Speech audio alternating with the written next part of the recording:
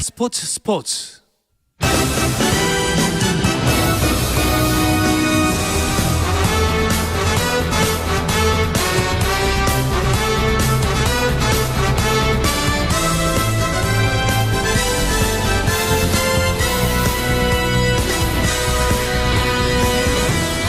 네, 월드 베이스볼 클래식 WBC가 개막했습니다. 이 소식 먼저 짚어보도록 하겠습니다. WBC 현장 리포트, B조 조별 리그를 앞둔 일본 도쿄로 가보겠습니다. 현지에서 취재 중인 문화일보의 정세영 기자 연결합니다. 정세영 기자, 안녕하세요. 안녕하십니까. 네, 반갑습니다. 며칠 전에 스튜디오에서 뵀었는데 그새 또 일본으로 가셨군요. 자, 지금 일본 현지 분위기는 어떤가요? 굉장히 뜨거울 것 같은데요. 네, 제가 이곳에 와서 숙소에서 가장 많이 보는 게 이제 일본 공중파 TV인데요. 네. 어젯밤 그리고 오늘 오전 공중파에서는 일본 대표팀 WBC 소식을 1시간마다 다룰 정도로 현지에서 관심이 너무나 큽니다. 특히 이 눈길을 끄는 것은 한국 대표팀과 일본을 비교 분석하는데요. 한국의 장점과 단점, 그리고 구창모 선수가 일본전 내산 선발로 나오는 게 아닌가라는 것을 집중 분석해서 다루는 것도 인상적이었습니다. 그리고 오늘 경기장 내에서는요, 대회를 하루 앞두고 분주하게 움직였는데요. 오늘 1라운드 B조에 속한 나라들이 우리나라부터 가장 마지막 중국까지 대회를 하루 앞두고 공식 기자회견을 가졌고, 네. 프로필 단체 사진 촬영도 있었습니다. 그렇군요. 자, 드디어 이제 우리나라는 내일 첫 번째 대결을 펼치는데요. 오늘 우리 대표팀은 마지막 점검을 했겠네요. 네, 그렇습니다. 내일 호주와의 첫 경기를 앞두고 대표팀이 화기애애한 분위기 속에서 공식 훈련을 소화했습니다. 대표팀은 오늘 일본 도쿄돔에서 1시간 30분 동안 공식 훈련을 가졌는데 컨디션 점검에 좀 중점하는 모습이었습니다. 오늘 눈길을 끄는 장면이 WBC 대표팀이 훈련 내내 그 훈련하는 기간에 도쿄돔에서 K-팝이 울려 퍼졌거든요. 제가 언뜻 기억나는 것만 해도 블랙핑크의 셧다운, 르세라핌의 피어리스, NCT 드림의 캔디 등 이런 음악이 계속 흘려 퍼졌습니다. 네. 이게 KBO가 준비한 게 아니고요. 대회 조직위원회가 이 K-팝을 선곡한 것이라고 이제 KBO 관계자는 기점을 했습니다.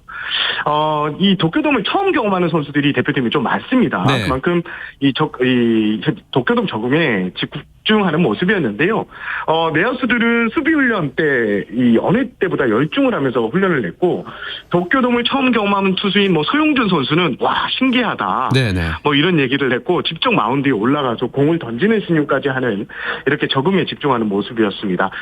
지금 우리 시간으로 이제 대표팀은 숙소에서 식사를 마치고요, 호주전에서 마지막 전력 분석실을 갖고 있습니다. 그렇군요.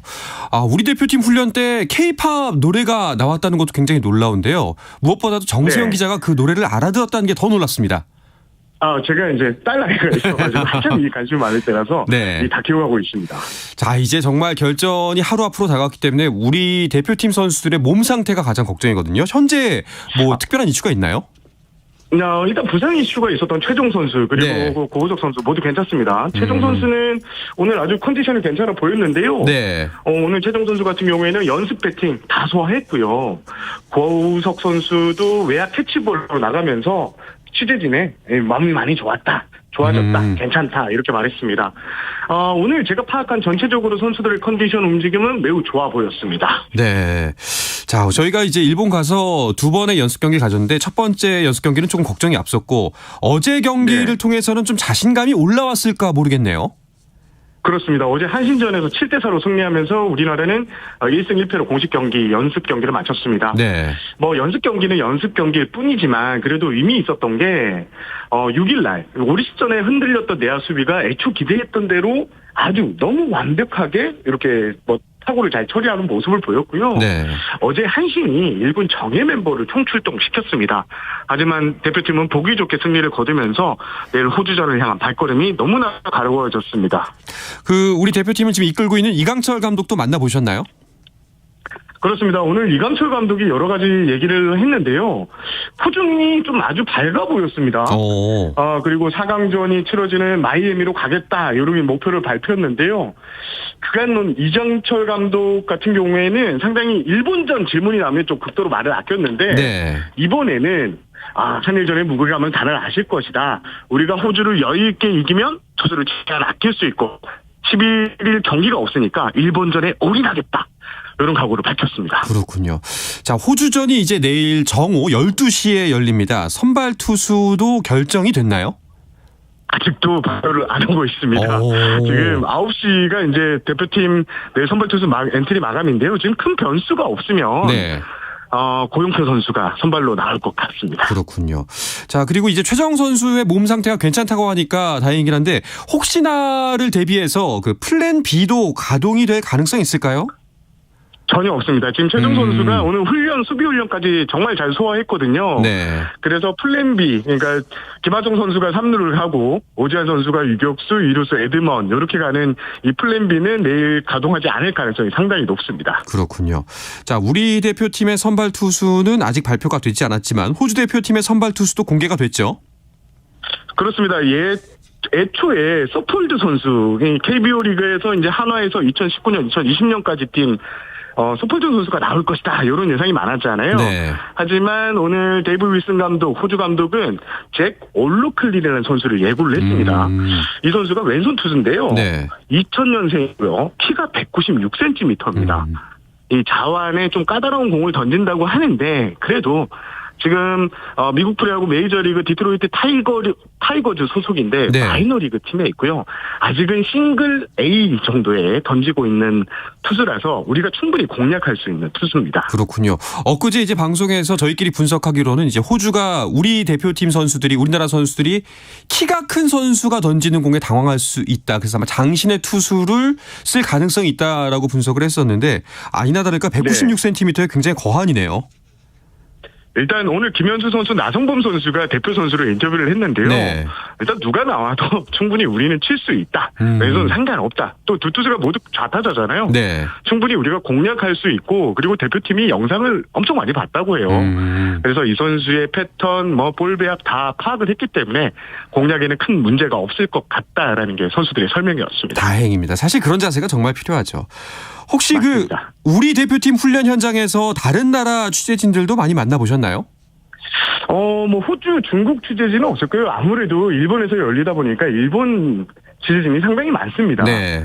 그래서 이제 우리 대표팀 인터뷰에도 일본 언론에서 많이 와서 이렇게 질문을 던지는데 좀 난처한 질문을 좀 많이 던지기도 하는데요. 예, 그럴 때마다 이강철 감독이 잘 슬기롭게 헤쳐나가고 있고요. 네.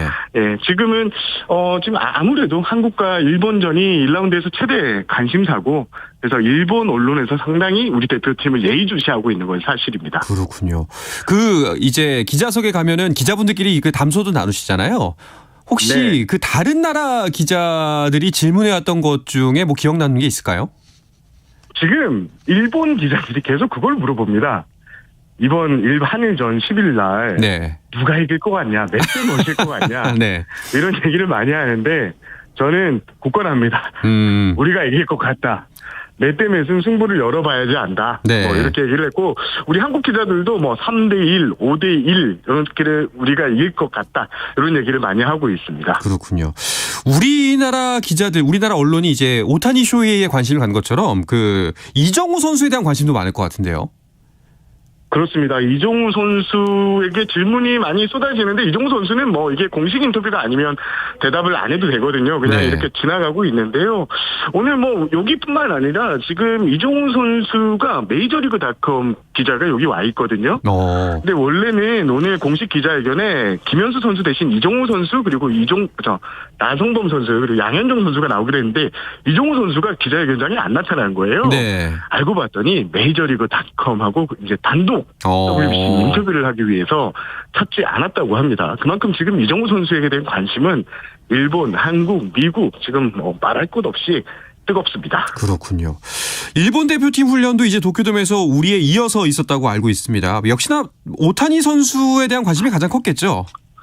일본 대표팀이 오늘 오후 2시가 좀 넘어서 도쿄돔에 나왔는데요. 이에 네. 맞춰서 일본 기자들이 한 50명에서 70명 사이가 우르르 기대석을 점령하는 모습이 좀 인상적이었습니다. 그리고 대부분의 취재진이 시선이 오타니 선수에게 향하더라고요. 그렇죠. 오타니 선수의 뭐 수비 동작, 뭐 여러 가지 타격할 때마다 일본 기자들은 수첩에 이 오타니의 일거수일투족을 빼곡히 적는 모습도 아주 인상적이었습니다. 그렇군요. 자, 오늘 이제 A조 경기가 진행이 되고 있습니다. 한 경기 끝났고요. 두 번째 경기는 진행이 되고 있는데 B조 팀들이 아무래도 8강에 만날 상대들이기 때문에 일본에서도 그렇고 저희도 관심이 많을 것 같아요. 네덜란드를 좀 주목해서 보셔야 될 것 같습니다. 네. 오늘 쿠바와의 공식 개막전이었거든요. 이 경기가 4대2로 승리를 했는데요. 당초 네덜란드가 4강에 지금 두 대회 연속 갔지만 전력이 좀 많이 이제 노쇠화가 됐다 이런 평가가 있었는데 오늘 경기를 보시면 수비 플레이나 이런 걸 봤을 때 빈틈이 없다 이런 얘기가 많이 나왔거든요. 그러니까 지금 네덜란드 같은 경우에는 오늘 첫 경기를 이기면서 조 1위가 될 가능성이 높아졌는데 우리가 일본을 꺾고 1위를 하면 좋은데 또 만약에 2위가 됐을 경우에 상대 이제 A조에서 1위를 만나게 되는데 네덜란드하고 붙을 가능성도 상당히 생긴 것 같습니다. 그렇군요. 알겠습니다. 자, 지금 파나마 대 타이완의 경기가 진행 중인데 이 경기는 현재 2회 초가 진행 중이고 0대 0인 상황입니다. 자, 정세영 기자 내일도 연결을 할 텐데 내일은 아마 이제 저희 첫 번째 경기 호주와의 경기가 끝나고 난 이후 저녁 때 생방송에 연결을 할 것 같아요. 승리 소식 전해주셔야죠. 네, 그렇습니다. 무조건 승정보를 전해드리도록 저도 옆에서 많이 좋은 기사, 제 선수들이 힘이 나는 기사로 경기 전까지 분위기를 끌어올리는 데 주력하겠습니다. 알겠습니다. 내일 또 즐거운 소식으로 만나길 바라겠습니다. 오늘 소식 고맙습니다. 감사합니다. 네, WBC 현장 리포트 일본 현지에서 취재 중인 문화일보의 정세영 기자와 함께했습니다.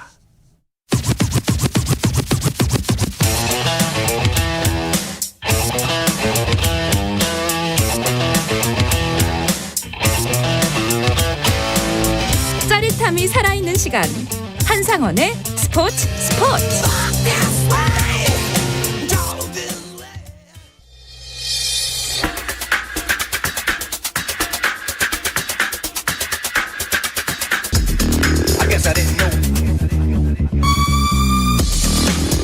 자, 이어서 해외 축구 이야기 해축통신이 이어집니다. 풋볼리스트의 김정용 기자와 함께 하겠습니다. 어서 오십시오. 네, 안녕하세요. 김정용입니다. 반갑습니다. 자, 3월은 초중반에는 야구 A매치가 있고요. 또 후반에는 축구 A매치 일정이 예정돼 있습니다. 정말 스포츠 풍년인데요. 그 후반기를 책임질 클린스만 축구대표팀 감독이 오늘 입국을 했죠. 네, 그렇습니다. 오늘 새벽에 인천국제공항으로 들어왔어요. 클린스만 감독은 우리가 굉장히 익숙한 그렇죠. 독일의 축구 레전드, 90년대 최고의 축구 스타 중에 한 명이지만 독일 대표로서 이제 말년에 접어들었을 때부터 이미 이제 미국으로 이주해 살고 있어서 독일 사람들이 보기엔 재미교포거든요. 그래요? 네, 지금 집이 캘리포니아입니다. 그래서 이제 LA에서 이제 한국으로 들어왔고요.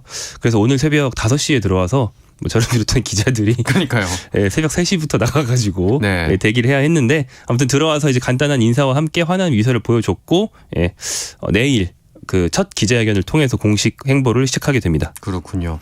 4년 전에 벤투 감독이 처음 입국했을 때는 코치진들과 함께 이렇게 왔었는데 클린스만 감독은 혼자 왔더라고요. 네, 그렇습니다. 그러니까 벤투 감독은 한 5명, 6명이 일렬로 서가지고 이렇게 꽃다발을 받고 미소를 보여줬던 모습을 지금도 우리가 기억하고 있는데 말씀하신 대로 클린스만 감독은 혼자 왔어요. 이게 그 소위 사단이라고 할 수 있는 네. 자기와 함께 팀으로 다니는 코치들이 없다라는 것을 보여주는 그런 대목이고 그래서 이제 외국인 코치를 이제 선임하더라도 새로운 사람을 채용해야 되는 그런 상황이 됐고요. 네. 또 이제 코치진의 상당 부분은 한국인 코치로 채워야만 합니다. 그래서 이 인선이 굉장히 중요할 것 같아요. 그렇죠. 벤투 감독을 우리가 당시에 4년 전에 선임했던 이유 중에 하나가 한 명이 아니고 한 팀으로서 굉장히 체계적으로 일을 하는 분업이 이미 갖춰져 있다라는 이유였는데 클린스만 감독은 그렇지 않기 때문에 이 감독과 장단점을 보완해 줄 수 있는 코치를 잘 선임해야만 합니다. 그러게요. 이제 어떤 코치를 선임하느냐에 따라서 색깔도 바뀔 수도 있고 뭐 여러 가지 변수가 생길 것 같은데 그래서 지금 언론에서 굉장히 많이 나오는 이야기 중에 하나가 차두리 FC 서울 유스 강화 실장이 코치로 오느냐 아니냐 이 이야기가 정말 많거든요. 네, 그렇습니다. 차두리 그 서울 유스 강화 실장은 그 지도자로서 그 FC 서울 유소년 팀에서 굉장히 호평을 받았어요. 네. 그리고 현재로서는 일선 지도자는 아니고 FC 서울의 이제 유소년 시스템 전체를 관장하는 그런 자리에서 일을 하고 있는데 이 자리에 대한 애착이 상당히 크다고 그래요. 그리고 하던 일을 중간에 이제 대표팀에서 부른다고 해서 내팽개치고 가기에는 그동안 해온 일이 소중하다는 거죠. 그래서 이 일을 좀 놓기 싫어하는데 그래서 이제 일각에서는 완전히 한 대표팀 코치가 아니고 겸임 정도로 근데 대표팀 코치는 겸임이 없고 다 전임제이기 때문에 네. 코치가 아닌 뭐 어드바이저나 도와주는 사람 정도의 직책을 새로 만들어서까지 선임을 하는 게 좋지 않겠느냐라는 말까지 나오고 있는 그런 상황이고요. 그래서 이제 FC 서울 구단 측은 간다면 막을 수는 없다. 뭐 본인 의사에 따른 거니까라는 입장을 밝혔고 차두리 그 서울 실장은 현재로서는 좀 조용히 좀 침묵을 지키면서 신중한 태도를 보이고 있습니다. 뭐 이 어떤 기사에서는 이제 본업을 인정해 주는 한에서 뭐 받을 의향도 있다라고는 뭐 얘기가 나왔는데요. 뭐 차두리 실장이 합류를 하면은 당연히 독일어에도 능통하고 또 여러 가지 경험도 많기 때문에 큰 도움이 될 것 같기는 합니다만 또 차두리 실장 입장도 이해는 가요. 네, 그렇습니다. 그러니까 독일어만 잘하는 게 아니고 독일 태생이고요. 네. 어린 시절을 독일에서 길게 보내서 그리고 아버지가 독일에서 굉장히 스타 선수였던 당시 차범근 선수였잖아요. 그렇죠. 그렇기 때문에 클린스만 감독과도 어렸을 때부터 친분이 있고 독일의 많은 축구 레전드를 알고 지내는 그러니까 독일 축구계의 일원이에요. 차두리 실장은. 그렇네요. 그러니까 독일어만 하는 게 아니고 독일인의 정서, 독일 축구계의 문화를 다 알고 있어서 양측의 가교 역할을 하기에는 뭐 이만한 인물은 없죠. 그 차두리 본인이 아까 말씀드린 것처럼 촉망받는 떠오르는 지도자이기도 합니다. 네. 역량도 있고요. 예, 그 차두리 실장에 대한 호평은 익히 들어 알고 있었는데요. 자, 뭐 일단은 코치진이 완전히 선임이 되지 않더라도 클린스만 감독은 당장 3월에 있을 A매치 준비해야 될 거예요. 네, 그렇습니다. 남미의 강호인 콜롬비아와 우루과이를 상대로 2연전을 치르면서 이제 감독으로서 첫 발을 떼게 됐는데 입국하자마자 선수 파악을 바로 해야만 네. 이 두 경기에 이제 선수들을 소집할 수 있는 그런 상황이라서 굉장히 바쁘게 움직일 거라고 하고요. 12일에 주말에 FC 서울과 울산 현대의 K리그 빅매치가 있습니다. 네. 또 이 경기는 서울에는 뭐 나상호라든지 또 울산에 뭐 이루 말할 수 없는 수많은 대표 선수들이 다 소속돼 있는 그런 대표가 많은 팀이기 때문에 이 경기부터 직접 관전하면 선수들 관찰하고 이제 선발에 들어갈 거라고 합니다. 이번에 첫 선발 명단은 언제쯤 나올까요? 보통은 통상적으로는 소집에서 이제 첫 경기에서 일주일 전이나 이제 열흘 전 정도에 나오는데 네. 첫 선발이기 때문에 좀 변수가 있을 수 있어서 좀 지켜봐야 될 것 같습니다. 알겠습니다. 네. 아무래도 뭐 클린스만 감독의 일기도 그 유럽파들이 주축이 될 텐데 손흥민 선수의 컨디션이 좀 더 올라왔으면 좋겠다 하는 분들 많으실 거예요. 네, 그렇습니다. 손흥민 선수가 지난 주말 토트넘의 경기죠. 울버햄튼 원더러스와의 경기에서 선발 출장을 했어요. 그동안 선발과 교체를 오가고 있었기 때문에 좀 반가운 소식이었는데 아쉽게도 토트넘이 이기진 못했습니다. 이제 울버햄튼은 황희찬 선수 소속팀이지만 황희찬 선수는 이제 부상 중이라 빠졌고 네. 토트넘은 0대1로 졌는데요. 이제 토트넘에서 슛 횟수 그리고 동료의 슛으로 이어진 좋은 패스 두 부문 다 손흥민 선수가 1위였어요. 그러니까 울버햄튼 통틀어서 경기에서 가장 많았기 때문에 개인적으로 영향력이 없었다고 할 수는 없습니다. 하지만 상대적 약체인 울버햄튼 상대로 무득점 패배라는 건 손흥민을 비롯한 공격진 전원이 기대만큼 잘하진 못했다는 뜻이 되겠죠. 네, 챔피언스리그 경기가 또 이제 곧인데 이 경기에서는 좀 살아났으면 좋겠네요. 네, 챔피언스리그에서 이탈리아의 강호 AC 밀란을 상대하게 됩니다. 네. 그 경기를 앞둔 기자회견에 손흥민 선수가 이제 선수단 대표로서 콘테 감독과 함께 등장을 했고요. 모든 걸 쏟아서 반드시 이제 역전해서 이기겠다라는 각오를 밝혔습니다. 자, 이제 콘테 감독도 돌아왔는데 그런데 그 내일 경기에 손흥민 선수를 대신해서 히샤를리숑이 선발 출전할 것이다라는 예상도 나오고 있다면서요. 이게 반반입니다. 왜냐하면 이제 해리 케인은 붙박이고요. 네. 해리 케인을 중심으로 원래 쓰던 손흥민, 쿨루세브스키까지 포함된 3명 조합도 써봤고 그다음에 대안인 히샬리송, 루카스 모우로가 포함된 3명 조합도 써봤는데 최근 경기에서 두 조합이 다 무득점이거든요. 그러니까 이제 어느 한쪽이 우세하다고 말할 수 없는 거죠. 네. 그래서 매체에 따라 굉장히 분분하게 의견이 갈리는데 손흥민, 쿨루세브스키다. 또 손흥민, 히샬리송이다. 히샬리송, 쿨루세브스키다. 뭐 이런 식으로 굉장히 분분히 갈리고 있어서 경기 직전까지 아마 지켜봐야 될 것 같습니다. 그렇군요. 토트넘은 이제 내일 경기를 반드시 이겨야만 하고 또 골도 많이 넣어야 하잖아요. 네, 그렇습니다. 앞선 1차전에서 이제 AC 밀란의 홈인 이탈리아 밀라노에서 열린 경기였는데 밀란 1대5로 이겼어요. 네. 그렇기 때문에 토트넘으로서는 1대0으로 이기면 혹은 뭐 한 골 차로 이기면 이제 연장에 가는 거고요. 2골 차로 이겨야만 90분 지났을 때 바로 이기는 거고 비기면 탈락하게 됩니다. 그렇습니다. 역전이 좀 절실하고요. 자, 8강을 가기 위해서는 분명히 이제 반전이 필요한 상황인 것 같습니다. 자, 내일은 또 한 경기가 예정돼 있죠? 네, 그렇습니다. 바이에른 뮌헨과 파리 생제르맹. 네. 사실은 굉장히 빅매치예요. 그렇죠. 그래서 이 경기에서 지금 기대를 모으는 요인이 많고, 다만 이제 두 팀의 스타 선수들이 여러 명 좀 결장한다는 점에서는 좀 변수가 많은 그런 경기입니다. 이 대결 1차전에서는 어디가 웃었나요? 네, 킹슬리 코망 바이에른 뮌헨의 프랑스 선수고 파리 생제르맹 유소년 팀 출신 선수인데 이 선수가 이제 자기 친정팀에 비수를 꽂았죠. 그래서 바이에른 뮌헨이 파리 생제르맹의 승리를 거뒀고요. 그래서 파리 생제르맹은 지금 역전이 필요한 상황이 됐습니다. 파리 생제르맹이 역전이 필요한 상황이었는데 네이마르도 시즌이 아웃됐잖아요. 네, 네이마르 선수는 이 부상을 정말 달고 살아요. 네, 원래도 약간 그런 기미가 있었지만 프랑스의 파리 생제르맹으로 간 뒤에 좀 뭐랄까 리그 전반적인 밉상으로 좀 다른 선수들한테 찍혀서 네. 좀 거친 반칙을 많이 당하거든요. 근데 이번에도 고질적으로 달고 있던 발목이 상대 선수의 거친 수비에 밀려 넘어지면서 꺾였어요. 네. 그래가지고 이번 시즌 잔여 경기는 다 거르게 된다고 하고요. 대신에 이제 사실 이 팀의 3대 스타 선수인 네이마르, 메시, 음바페 중에서 한 명 정도가 돌아가면서 이제 부상으로 못 나온 경우가 많은데 음바페와 메시는 정상적으로 뛸 수 있다고 합니다. 그렇습니다. 역전이 필요한 상황입니다. 자, 그런가 하면 어제는 이제 챔피언스리그 중에 두 팀이 8강을 확정졌죠. 네, 그렇습니다. 먼저 첼시가 도르트문트를 꺾고 8강에 올랐습니다. 지난 1차전에서는 도르트문트가 승리를 했고 네. 도르트문트가 월드컵 이후에 치른 모든 경기에서 10연승 중이었어요. 그래서 굉장히 무서운 팀이었는데 첼시가 그 도르트문트에 이제 2대0 승리를 거두면서 역전 8강 진출에 성공을 했습니다. 이 첼시 공격진이 정말 많은 선수가 영입됐지만 역시나 구관이 명관이라고 원래부터 이 팀에 있던 뭐 그래봤자 영입된 지 오래된 건 아니지만요. 원래부터 이 팀에 있던 잉글랜드 대표 공격수 스털링이 선제골을 넣었고요. 또 스트라이커 하베르츠의 페널티킥 추가골이 나오면서 승리를 했습니다. 그리고 다른 경기에서는 포르투갈의 벤피카가 벨기에의 브리허를 5대1로 대파했고요. 네. 이 팀은 1차전에서도 2대0으로 이겼기 때문에 합계 7대1로 무난하게 8강에 오르면서 지금 돌풍을 이어가고 있습니다. 그렇군요. 첼시가 여러모로 좀 쉽지 않은 상황이었는데 첼시의 포토 감독도 좀 한숨 돌렸을 것 같아요. 네, 그레엄 포터 감독이 지난 1월에 첼시가 역대 겨울 이적 시장 중에서 거의 최대 액수를 써가면서 엄청나게 많은 선수를 사줬는데 성적이 오히려 하락했거든요. 맞아요. 그래서 정말 큰 비판의 측면이 있었고 리그에서도 뭐 부진을 계속하고 있었는데 결과적으로는 이제 챔피언스리그에서 심각을 넘어 8강에 갔기 때문에 한숨 돌렸다고 볼 수 있겠고요. 사실은 1차전도 지긴 했지만 경기력은 좋았습니다. 그래서 경기력이 개선될 거라는 희망까지 보여주는 그런 결과였고 좀 의외인 건 잉글랜드 감독들이 이 챔피언스리그라는 이름의 대회가 출범한 뒤에 8강에 오른 게 이번이 두 번째입니다. 네, 대체로는 뭐 다른 국적의 감독들이 잉글랜드 팀을 이끌고 잘했던 거고 잉글랜드 국적 감독들은 잘한 적이 별로 없는 거죠. 그것도 의외네요. 네. 그런데 뭐 한편에서는 또 이 경기 PK 논란이 있었다고 하더라고요. 네, 그렇습니다. 뭐 논란은 있었는데 뭐 예. 확실히 오심이라고 잘라 말할 정도는 아니지만 좀 설왕설래가 있는 그런 장면이 있었는데 그러니까 하베르츠가 페널티킥 득점을 했거든요. 네. 근데 페널티킥 득점이 원래 슛이 한번 그 골포스트에 맞고 나가면서 실패할 걸로 보인 슛이었는데 주심이 다시 차라고 해서 재차차서 넣었어요. 근데 다시 차라고 했을 때 이유가 도르트문트 선수들이 페널티 박스 안으로 킥하기 직전에 들어갔다. 뭐 이 이유 때문인데 이 이유는 뭐 정상적인 이유입니다만 도르트문트가 정말 먼저 들어간 게 맞느냐라는 그런 그게 좀 애매한 점이 비디오 있었군요. 판독상의 문제가 있었습니다. 네.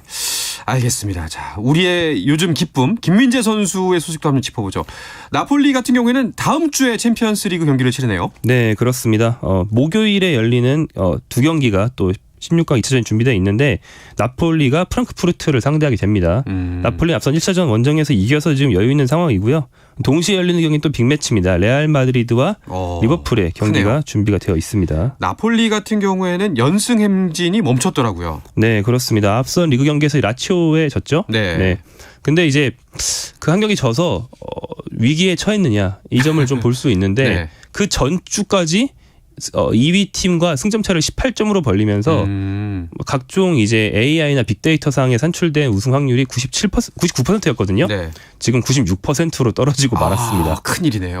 네. 무려 2%가 떨어졌으니까요. 네. 그 우승하는 데는 뭐 거의 이제 큰 문제는 없어 보이는데 김민재 선수 이렇게 멋진 활약을 펼쳐서 그런지 계속해서 맨유 영입설이 나오고 있어요. 네, 뭐 팀은 패배했지만 김민재 개인은 이 라치오전 굉장히 잘했거든요. 네. 이 경기 역시 맨체스터 유나이티드의 그 관계자가 와서 직접 관찰했다라는 이제 뉴스가 나오면서 이제 이적설은 뭐 매주 끊이지 않고 있습니다. 그렇군요.